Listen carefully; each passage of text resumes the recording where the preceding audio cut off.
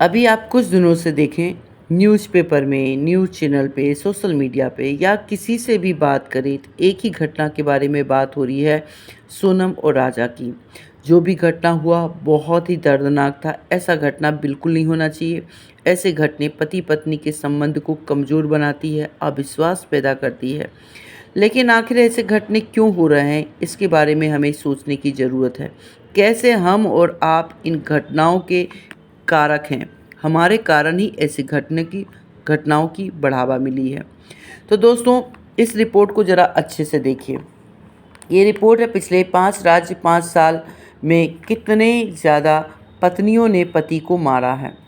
तो देखिए, सबसे पहले उत्तर प्रदेश है, दूसरे नंबर पे बिहार है, राजस्थान है, महाराष्ट्र है और मध्य प्रदेश है। आप धीरे धीरे देखिए, पतियों की मरने की संख्या जो है, पत्नियों के द्वारा मारे जाने की संख्या धीरे धीरे बढ़ती जा रही है। इसका सबसे बड़ा कारण है जो अतीत में महिलाओं के ऊपर जो शोषण हुआ है, वो शोषण महिलाएं सहते सहते धीरे धीरे जो हैं आज वो एटम बम ब्लास्ट का रूप ले रही हैं। अपने हक के लिए, अपने अधिकार के लिए, अपनी इच्छाओं के लिए वो अपनी सूझबूझ को ख़त्म करती जा रही हैं। और ये चीज़ हाईलाइट इसलिए हो रहा है क्योंकि महिलाएं कभी भी पतियों की मर्डर नहीं करती थी। महिलाएं यातना को सहती थीं, अपनी इच्छाओं को दबाती थीं, इसलिए कभी भी इस तरह से एक्सपोज नहीं हो पा रहा था। लेकिन धीरे धीरे जो अतीत में यातनाएं की गई हैं महिलाओं के ऊपर, वो यातनाएं अब बदला के रूप ले रही हैं। और यातना करने वाले, यातनाओं को बढ़ाने वाला समाज सबसे बड़ा कारण होता है। सोनम के केस में भी सोनम के जितने पड़ोसियों का स्टेटमेंट आप देख लीजिए, किसी ने भी नहीं कहा कि सोनम का नेचर अच्छा नहीं था। उसकी सासू माँ तक बोली सोनम मीठी बातें करती थी, अच्छी बातें करती थी। लेकिन आखिर सोनम ने ऐसा क्यों किया?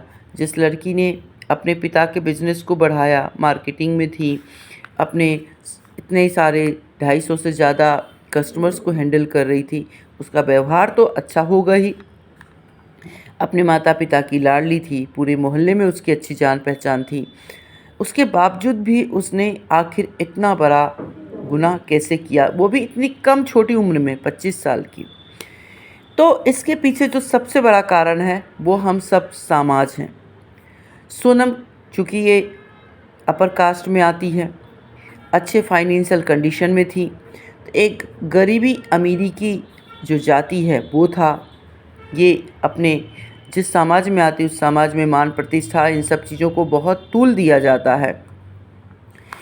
और जो राजा था, राज कुशवाहा था, वो गरीब था, दूसरी जाति से था।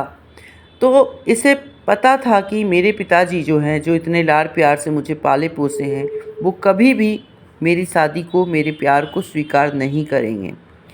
और उसके कारण उसने नासमझी में उस चीज़ को ईगो में लेकर, या उस चीज़ को जिस भी रूप में उसने लिया, नासमझी में लिया, चाहे जैसे भी लिया, उसने इतना बड़ा कदम उठाया जो आगे भविष्य को तक नहीं देख पाई कि आगे उसके आजीवन, जो यदि वो उसमें शामिल है तो आजीवन उसको जेल में रहना होगा। जिस प्रेमी को वो चाह रही है उसके साथ भी वो नहीं रह सकती। इन सब को अनदेखा करते हुए वो इतनी बड़ी घटना का अंजाम दी है। तो कहीं ना कहीं हमारे समाज में बनी हुई जो प्रथाएं हैं, इंटरकास्ट शादी या गरीबी अमीरी, इन सब के कारण वो लड़की जो है इतना बड़ा कांड करने के लिए आतुर हो गई है। दोस्तों, हम सब सामाजिक प्राणी हैं।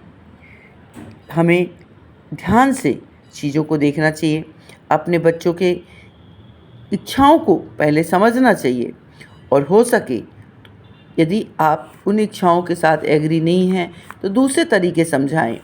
ये सारे बच्चे जो अभी बहुत कम उम्र के हैं, इनका एक बहुत बड़ा भविष्य होता, लेकिन वो सब बच्चे अब जेल में होंगे। उनका भविष्य अब जेल की सलाखों के पीछे है, और उन सब के पीछे कहीं ना कहीं हम सब हैं। हम समाज जो है, जो हम बना रहे हैं, जो अभी तक बनाते आए हैं, उन रूढ़िवादियों के कारण, उन सब के कारण इतनी बड़ी घटनाओं का अंजाम होता है। इस नज़र से सोच कर देखें, आपको समझ में आएगा कि सोनम ही केवल कातिल नहीं है, या ये बच्चे केवल कातिल नहीं हैं। कातिल हम सब भी हैं जिन्होंने इस समाज को बनाया। यदि सोनम के पिता इतना प्यार कर रहे थे, माता इतनी उसको फ्रीडम दे रही थी, तो उसको इस चीज़ का एहसास भी देते कि वो जिसे भी पसंद करके लाती उसके साथ उसकी शादी भी कर देते, तो सोनम आज इतना बड़ा गुनाह नहीं करती, उसकी बेटी का एक अच्छा सा जीवन होता और खुशियों के साथ रहते। तो इस हत्या का कारण हम सब भी हैं। दोस्तों, गंभीरता से सोचें, आसपास में ऐसी घटना अब दोबारा ना हो। सोच समझकर अपने सामाजिक दायित्व को निभाएं। नमस्कार।